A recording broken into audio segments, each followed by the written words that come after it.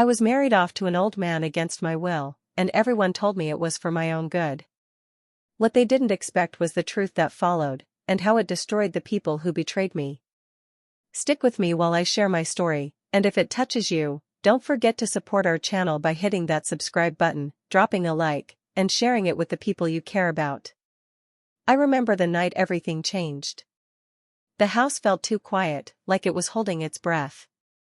My parents sat across from me at the kitchen table, their faces tight and serious. They spoke calmly, as if they were discussing groceries or bills, not my future. When they finally said the words out loud, my ears rang. I laughed at first, thinking it had to be a joke. It wasn't. I felt my stomach drop as they explained how this decision had already been made. There was no discussion, no asking how I felt, no room for fear or dreams. Every sentence ended the same way: this was necessary, this was practical, this was best for everyone. Everyone except me. I tried to argue, to reason, to cry, but my voice seemed to disappear into the walls. That night, I couldn't sleep. I stared at the ceiling, replaying every memory of my childhood, wondering how it led to this moment. I felt small and powerless, like a problem that needed to be solved. The word marriage sounded wrong, heavy, and cold. It didn't feel like a beginning. It felt like an ending. Over the next few days, everything moved too fast. Plans were discussed without me. Decisions were finalized behind closed doors. When I tried to speak up, I was reminded of sacrifices, of responsibilities, of how much my family had done for me. Guilt became their strongest weapon. I started to question myself. Was I selfish for wanting my own life? When I finally met the man I was supposed to marry, my chest tightened. He spoke kindly enough, but there was distance in his eyes, like he was inspecting something he already owned. I realized then that this arrangement wasn't about love or care. It was about control and comfort. I was being handed over like payment. I watched my parents carefully during this time. They avoided my eyes more often. Their words sounded rehearsed. I noticed how quickly they accepted everything, how little they asked on my behalf. That hurt more than anything else. It wasn't just that I was being forced into something I didn't want.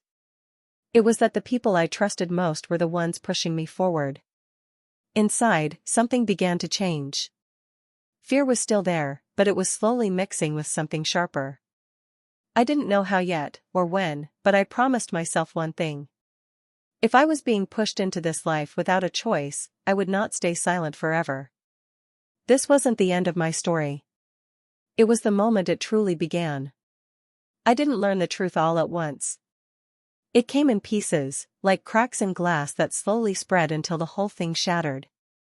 At first, I noticed how tense my father became whenever Frank's name came up. His hands would shake slightly, his voice would drop, and he would rush to change the subject. It didn't feel normal. Something was being hidden from me. One afternoon, I came home earlier than expected and heard my parents talking in the living room. I stopped in the hallway when I heard my name. My father sounded exhausted, defeated in a way I had never heard before. He mentioned money, a large amount, and a deadline that had already passed. Then he said Frank's name again. My heart started pounding so loudly I was afraid they would hear it. I listened as the truth slowly revealed itself. Years ago, my father had borrowed money from Frank to cover a failing business decision. He believed he could fix things before anyone noticed. He didn't. The debt grew, the pressure increased, and Frank didn't forget. Instead of asking for repayment the normal way, Frank offered another option. A solution, he called it. That solution was me. I felt sick. My legs felt weak, and I had to lean against the wall to stay standing. I wasn't a daughter in that moment. I was a way out. I was something to trade. Every memory of family dinners, birthdays, and promises suddenly felt false, like a story told to hide something ugly underneath. What hurt even more was my mother's role in all of this. She knew. She had known for a long time. She didn't argue. She didn't fight. She stayed quiet and accepted the comfort that came with this decision. A stable home. Paid bills. No more worry. When my father spoke, she only nodded, as if my future was already settled and no longer worth discussing. When I confronted them, my father couldn't look at me. He talked about mistakes, pressure, and fear, but never once did he say he was sorry. My mother told me to be strong, to think of the family, to stop making things harder than they needed to be. Her words cut deeper than any shout ever could. That night, I cried until my chest ached. I felt betrayed in the deepest way possible. The people who were supposed to protect me had chosen themselves. They had wrapped their choices in excuses and called it love. I realized then that my pain was inconvenient to them. Something inside me went quiet after that. The tears stopped, but the hurt stayed. It settled deep and turned into something colder, something steady. I understood now that no one was coming to save me. The love I thought would shield me had been used against me. And while my heart was broken, my mind was awake. I would never forget what they had done, and I would never see them the same way again. The house was big, quiet, and perfectly clean, but it never felt warm. When I walked in for the first time after the wedding, my footsteps echoed in a way that made me feel small. Every room looked carefully arranged, like no one actually lived there. It felt more like a building meant to impress than a place meant to hold a family. From the beginning, Frank set rules. He didn't raise his voice or threaten me, but his control was clear in every small detail. He wanted to know where I was going, who I spoke to, and how long I stayed out. If I bought something, he asked why it was necessary. If I stayed quiet, he questioned what I was thinking. I learned quickly that nothing I did was neutral. He rarely asked how I felt. Conversations were short and practical. He spoke to me the way someone speaks to an employee, not a partner. When people came over, he introduced me with pride, but it felt empty, like I was part of the house he owned. Behind closed doors, I became invisible again. Money became another form of control. I was given an allowance, not shared access. Every purchase had to be explained. I started to feel guilty for buying simple things, even things I needed. It was as if my independence had been quietly taken away, piece by piece, without anyone noticing. The days were long and lonely. I spent hours sitting in rooms filled with expensive furniture that I was afraid to touch. I didn't know anyone nearby. There was no laughter, no comfort, no feeling of belonging. The silence pressed in on me, making it hard to breathe sometimes. At night, the distance felt even heavier. We slept in the same bed, but it felt like miles separated us. There was no closeness, no warmth, no care. I realized that this marriage had rules, but no heart. It wasn't built on trust or respect. It was built on ownership. Slowly, I stopped expecting kindness. I stopped hoping for understanding. I learned to keep my thoughts to myself and my emotions hidden. I moved carefully, spoke carefully, and lived carefully. The house taught me that survival meant being quiet. As time passed, the truth became clearer. This marriage was never meant to be equal. I wasn't there to share a life. I was there to fill a role. That understanding hurt, but it also sharpened something inside me. I was trapped, yes, but I was watching, learning, and remembering. Even in that cold house, I began to realize that being invisible could also mean being underestimated. It didn't happen all at once. Frank's true nature showed itself slowly, in moments that were easy to miss if you weren't paying attention. His words carried a calm tone, but there was always something sharp underneath. He began reminding me, often and without shame, that everything I had now came from him. The house, the security, even my family's peace. He said it like a fact, not a kindness. When I disagreed with him, even politely, his face would harden. He would tell me I should be grateful, that many women would beg for a life like mine. Gratitude, to him, meant silence. Obedience. Agreement without question. I learned that my opinions were not welcome unless they matched his own. One evening, he spoke openly about my parents. He said my father was lucky, he was a generous man. He laughed softly and said debts don't just disappear, they get settled. The way he said it made my skin crawl. I realized then that my family's situation was never a burden to him. It was leverage. The moment that changed everything came by accident. I was walking past his study when I heard his voice through the partially closed door. He was on the phone, speaking to someone I didn't recognize. I stopped when I heard my name. My heart pounded as I stood still, barely breathing. He spoke about the marriage like it was a business deal that went exactly as planned. He said my father had been desperate and easy to pressure.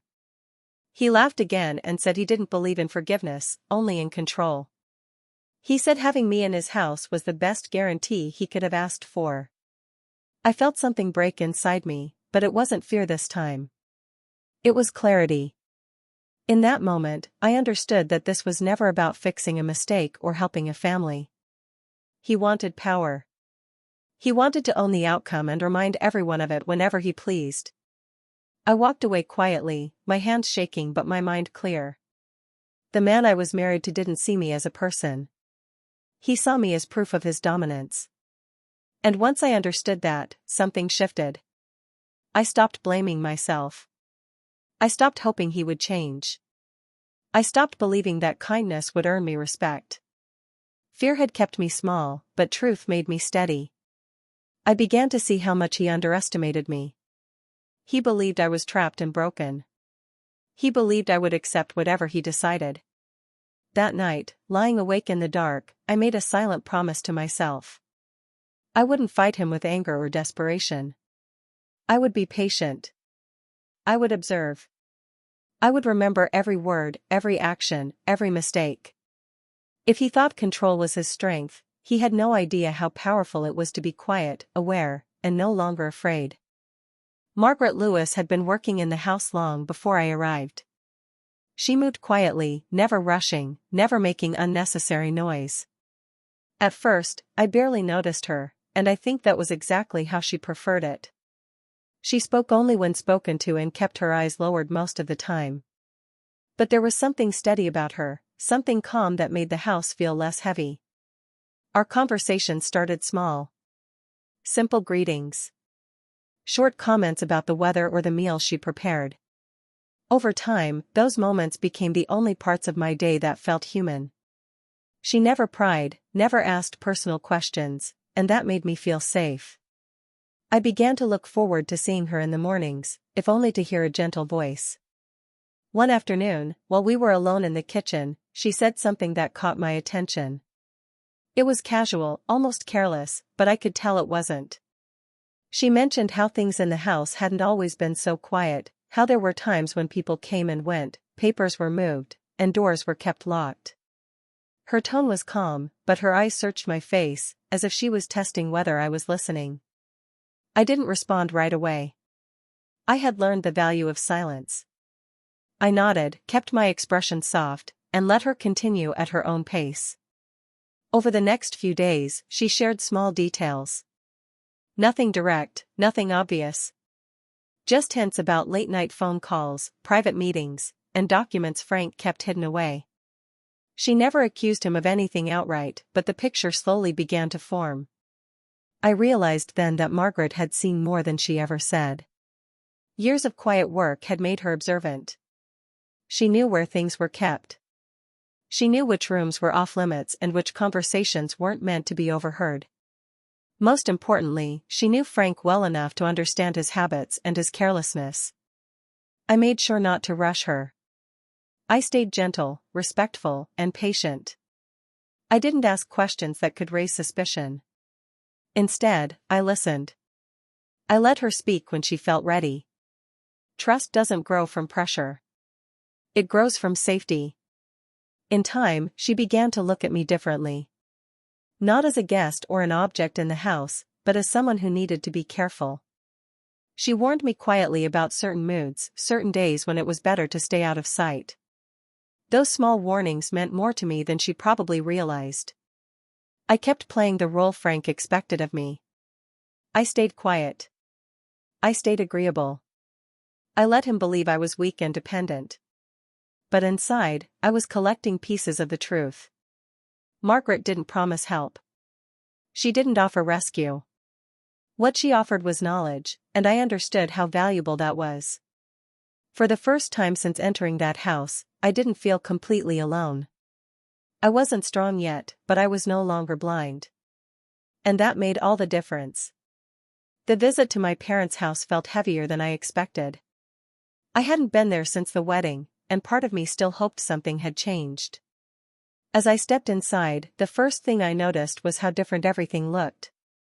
New furniture filled the living room. The walls were freshly painted.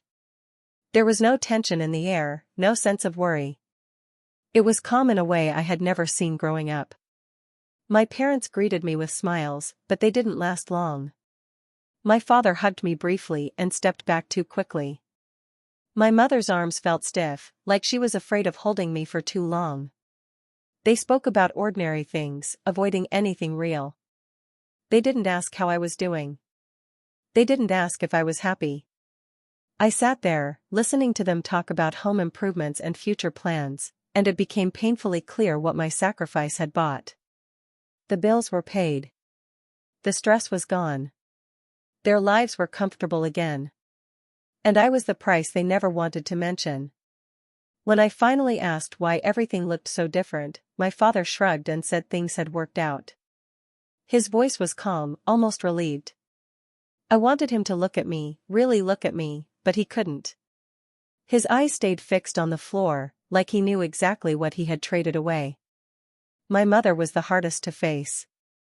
I waited for her to say something that sounded like regret. I waited for an apology, or even an admission of guilt. Instead, she sighed and told me I would understand someday. She said life was complicated, and sacrifices had to be made. Her tone was soft, but her words felt final. That sentence broke something in me. It wasn't anger that followed. It was acceptance. In that moment, I understood that they didn't see themselves as wrong. They saw themselves as survivors who did what they had to do. My pain was simply part of the cost. I realized then that no explanation would change them. No tears would move them. They had already chosen their peace over my future. There would be no honest apology, no real accountability, no moment where they would fully face what they had done. I left the house quietly. I didn't argue. I didn't raise my voice. There was nothing left to say. As I walked away, I felt strangely lighter. The hope I had been carrying, the hope that my parents would finally stand up for me, was gone. That visit made one thing clear. I wasn't waiting for their love anymore. I wasn't looking for understanding or forgiveness. If there was ever going to be balance in this story, it wouldn't come from reconciliation. It would come from justice. After visiting my parents, I returned to the house with a clear mind. I wasn't confused anymore, and I wasn't hoping for things to fix themselves. I started paying closer attention to everything around me. Patterns began to appear where before there had only been silence. Margaret noticed the change in me. One evening, while she was organizing papers in a side room, she spoke in a low voice and asked if I trusted her. I didn't answer right away, but I nodded. That was enough. From that point on, she became more careful with her words, but also more direct. She showed me where Frank kept old files, not by handing them to me, but by explaining his habits. Which cabinets he never locked. Which drawers he checked less often. Which documents he thought were forgotten. She never touched anything herself. She didn't need to. She guided me quietly, letting me make my own choices. What I found was worse than I expected. Records showed that my father's debt hadn't grown by accident. The terms had been changed without clear notice. Fees had been added at the worst possible moments. Frank had tightened the pressure slowly, making escape impossible. It was clear now that this wasn't bad luck. It was planned. There were also papers that had nothing to do with my family. Contracts that didn't make sense. Numbers that didn't match. Transactions that felt rushed and hidden. I didn't understand every detail, but I understood enough to know that Frank had crossed legal lines more than once. As the truth came together, something surprising happened. I didn't feel angry. I felt calm. The fear that once controlled me had faded. In its place was understanding. I finally saw the full picture, and it explained everything: his confidence, his control, his belief that no one could touch him. I made copies of what I could without drawing attention. I memorized details that couldn't be written down. I kept everything organized in my mind, knowing that mistakes could ruin everything. This wasn't about revenge driven by emotion. It was about exposure guided by facts. Margaret never asked what I planned to do. She didn't need to. She only reminded me to be careful and patient. She had lived in that house long enough to know that rushing always leads to regret. For the first time, I felt like I had choices again. The truth gave me something stronger than anger. It gave me direction. I wasn't looking to destroy someone out of pain. I was preparing to tell the truth the right way, in the right place, at the right time. From the outside, nothing changed. I followed the routine Frank expected from me. I spoke softly, agreed quickly, and never challenged his decisions. I smiled when needed and stayed quiet when conversations turned serious. He took this as proof that I had accepted my place. That belief made him careless. I paid close attention to timing. I learned when he was relaxed and when he was distracted. I noticed when he left papers unattended and when he assumed privacy without checking. He believed control meant safety, and that confidence worked in my favor. Whenever Frank spoke about money or business, I listened without reacting. I asked simple questions, the kind that sounded innocent. He enjoyed explaining things, especially when he thought he was the smartest person in the room. He never considered that I was remembering every detail. I began keeping records carefully. I didn't rush or grab everything at once. That would have raised suspicion. Instead, I collected information slowly, one piece at a time. Documents were copied quietly. Dates and names were written down and memorized. Nothing was taken unless I was sure it wouldn't be missed. Some conversations were recorded, always in ways that stayed within the law. I made sure I understood what was allowed before doing anything. I knew one mistake could ruin everything I was building. This wasn't about taking risks. It was about being precise. Frank underestimated me completely. He saw obedience as weakness. He saw silence as ignorance. He didn't notice how much more carefully I listened now. He didn't notice how rarely I asked for anything. He didn't notice how calm I had become. At night, when the house was quiet, I organized everything in my mind. I replayed conversations, matched them to documents, and checked details over and over. I didn't allow emotion to guide me. Feelings had brought me here, but facts would get me out. Margaret remained careful and distant, just as she always had. She didn't interfere or advise unless it was necessary. Her presence alone was a reminder to stay patient. Every step had to be clean. Every move had to stand on its own if questioned. There were moments when fear tried to return. Doubt whispered that I was alone and powerless. But each piece of evidence reminded me that power doesn't always look loud or aggressive. Sometimes it looks like preparation. Frank believed he was untouchable.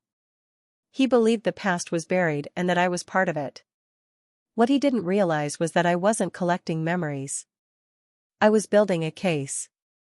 I wasn't seeking chaos or public drama. I wasn't trying to hurt him the way he hurt me. I wanted the truth to speak for itself. And as I continued to play the role he assigned me, I knew the tables were already turning. He just hadn't noticed yet. The change didn't happen in one dramatic moment. It started quietly, the same way everything else had. Letters arrived. Phone calls went unanswered. Meetings were cancelled. Frank tried to act normal at first, but the tension showed in his movements. His confidence began to crack. Soon after, officials started asking questions. I watched from a distance as his routine fell apart. Accounts were reviewed. assets were locked. People who once answered his calls immediately stopped responding. The house, once so controlled and certain, felt unstable for the first time. Frank's anger wasn't explosive. It was sharp and confused. He blamed mistakes, bad timing, and disloyal people. He never once considered that the person sitting quietly across from him had anything to do with it. He still believed I was unaware, dependent, and powerless. When the full weight of the situation became clear, his reputation collapsed quickly. Business partners stepped away. Old agreements were questioned. Everything he had built on pressure and secrecy began to fall under its own weight. I felt no joy watching it happen. Only relief.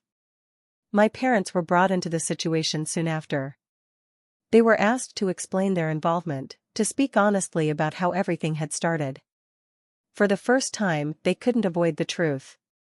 The story they had told themselves didn't hold up under scrutiny. They reached out to me after that. Their voices were different now. Softer. Regretful. They spoke about fear and poor choices. They asked for understanding. They asked for forgiveness.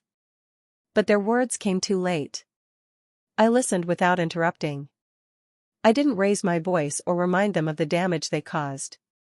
I didn't need to. They already knew. I told them calmly that I wasn't interested in apologies that only appeared when consequences arrived. What they wanted was emotional release. They wanted to feel better about what they had done. I understood that, but I refused to carry that burden for them.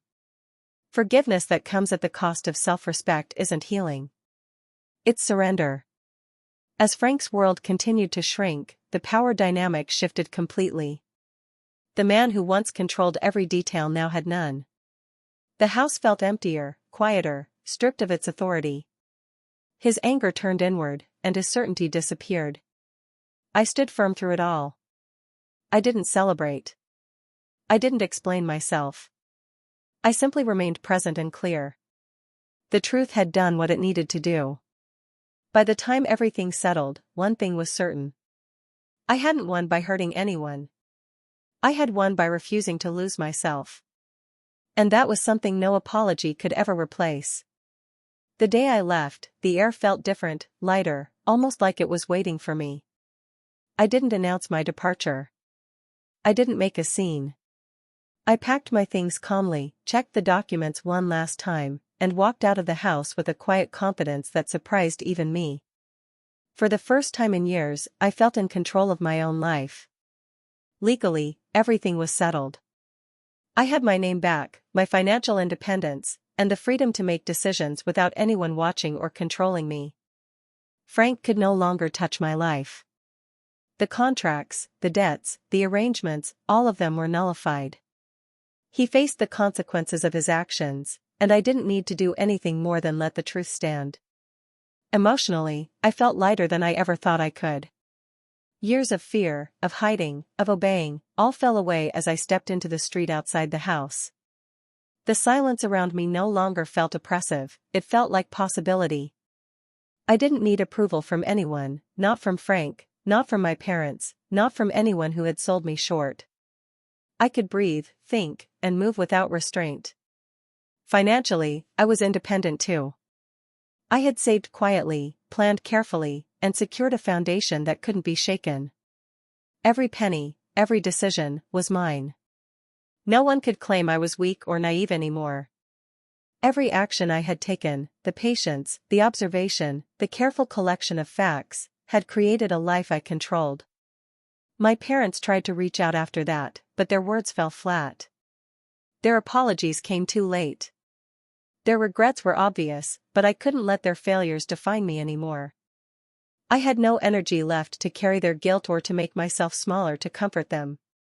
The lesson I learned from them was clear: being betrayed by the people you trust the most hurts deeply, but it also teaches you the strength to protect yourself. Frank's world had changed too. His control, his arrogance, his belief that no one could touch him, all of it had crumbled. He faced legal and social consequences, and I watched from a distance as the man who once seemed untouchable became accountable. I didn't gloat. I didn't need to. Justice had its own way of speaking. As I walked away, I realized that freedom isn't loud. It isn't about revenge that shouts or proves something to the world. Freedom is quiet, steady, and absolute. It's about reclaiming yourself after being sold short, after being used, after being hurt. That was my victory. I breathed deeply and felt the weight of years lift from my shoulders. I had survived betrayal, isolation, and fear. I had learned patience, clarity, and self-respect. I had everything I needed to start over. And in that moment, I understood the truth: the strongest revenge isn't to punish those who wronged you. The strongest revenge is to walk away whole, free, and proud, knowing you will never let anyone control your life again.